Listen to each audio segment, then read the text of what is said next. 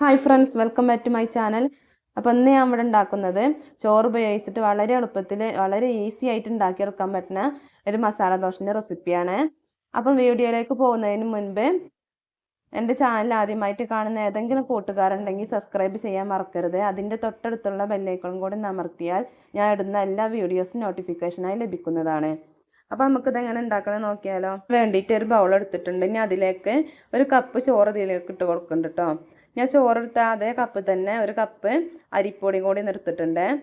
ഇനി ആ കപ്പ് തന്നെ ഒരു അര കപ്പ് ഗോതമ്പ് പൊടിയും കൂടി നിൽക്കുന്നുണ്ട് കേട്ടോ. ഇതിലേക്ക് ഇട്ട് കൊടുത്തിട്ട് പാകത്തിന് ഉപ്പും കൂടി ഇട്ട് കൊടുത്തതിന് ശേഷം നന്നായിട്ടൊന്ന് മിക്സ് ചെയ്തെടുക്കുക കേട്ടോ. അതുപോലെ നന്നായിട്ടൊന്ന് മിക്സ് ചെയ്തെടുക്കുക. നമ്മൾ അരച്ചെടുക്കുമ്പോൾ കട്ട പിടിക്കാതിരിക്കാൻ വേണ്ടിയിട്ടാട്ടോ ഇങ്ങനെ മിക്സ് ചെയ്തെടുക്കണത്. ഇനി ഇതൊരു മിക്സിൻ്റെ ജാറിലേക്ക് ഇട്ട് കൊടുത്തിട്ട് പാകത്തിന് വെള്ളം കൂടി ഒഴിച്ചിട്ട് നന്നായിട്ടൊന്ന് അരച്ചെടുക്കുക കേട്ടോ. നമ്മൾ ദോശമാവ് കരക്കൂല അതേപോലെ നന്നായിട്ടൊന്ന് അരച്ചെടുക്കുക. ഞാൻ ഇപ്പോൾ ഇതിവിടെ നന്നായിട്ട് നരച്ചെടുത്തിട്ടുണ്ട്. ഈ ഒരു പരുവത്തിൽ നന്നായിട്ട് നരച്ചെടുക്കുക കേട്ടോ. ഇനി നമുക്ക് ഇതിലേക്കുള്ള മസാലക്കൂട്ട് തയ്യാറാക്കാം. അതിന് വേണ്ടിയിട്ട് 2 ഉരുളക്കിഴങ്ങ് നന്നായിട്ട് തൊലിയെ കളഞ്ഞിട്ട് കഴുകിയതിന് ശേഷം കുക്കറിലേക്ക് ഇട്ട് കൊടുക്കണ്ടേ.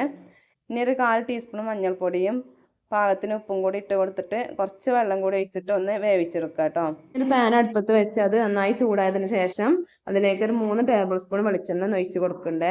ഈ വെളിച്ചെണ്ണ നന്നായി ചൂടായതിന് ശേഷം അതിലേക്ക് കുറച്ച് കടുകിട്ടൊന്ന് പൊട്ടിച്ചെടുക്കുക. ഇനി ഒരു സവാള ചെറുതായി അരിഞ്ഞത് കൂടി ഇട്ട് കൊടുത്തിട്ട് പാകത്തിന് ഉപ്പും കൂടി ഇട്ടതിന് ശേഷം നന്നായിട്ടൊന്ന് വഴറ്റിയെടുക്കുക കേട്ടോ. അതുപോലെ സവാള ഒന്നും വഴന്ന് വന്നതിന് ശേഷം അതിലേക്ക് ഇനി ഒരു 3 അല്ലി വെളുത്തുള്ളി ചെറുതായി അരിഞ്ഞതും പിന്നെ ചെറിയൊരു ഇഞ്ചിൻ്റെ കഷ്ണം ചെറുതായി അരിഞ്ഞതും പിന്നെ ഒരു പച്ചമുളക് ചെറുതായി അരിഞ്ഞതും കൂടി ഇട്ട് കൊടുത്തിട്ട് നന്നായിട്ടൊന്ന് വഴറ്റിയെടുത്തിട്ടുണ്ട്. ഇനി അതിലേക്ക് ഒരു 1/4 ടീസ്പൂൺ മഞ്ഞൾപ്പൊടിയും ഒരു 1/2 ടീസ്പൂൺ ഗരം മസാലയും പിന്നെ ഒരു ചെറിയ തക്കാളി ചെറുതായി അരിഞ്ഞതും കൂടി ഇട്ട് കൊടുത്തിട്ട് നന്നായിട്ടൊന്ന് വഴറ്റിയെടുക്കുക കേട്ടോ. നമ്മൾ വേറെ മസാലകളൊന്നും ചേർക്കുള്ളൂ കേട്ടോ. ഇനി നമ്മൾ വേവിച്ച് വെച്ച കിഴങ്ങും കൂടി ഇട്ട് കൊടുത്തിട്ട് പിന്നെ കുറച്ച് കറിവേപ്പിലയും കൂടി ഇട്ട് കൊടുക്കുന്നുണ്ട്. എന്നിട്ട് നന്നായിട്ടൊന്ന് ഉടച്ചെടുക്കുക കേട്ടോ. കിഴങ്ങ് അതുപോലെ നന്നായിട്ടൊന്ന് ഉടച്ചെടുക്കുക. അപ്പം നമ്മൾ മസാല ഇവിടെ റെഡി ആയിട്ടുണ്ട്. പാൻ അടുപ്പത്ത് വെച്ച് അതിലേക്ക് നന്നായി ചൂടായതിനു ശേഷം അതിലേക്ക് നമ്മൾ ഉണ്ടാക്കി വെച്ച ദോശമാവ് ഒന്ന് ഒഴിച്ച് കൊടുക്കണ്ടേ.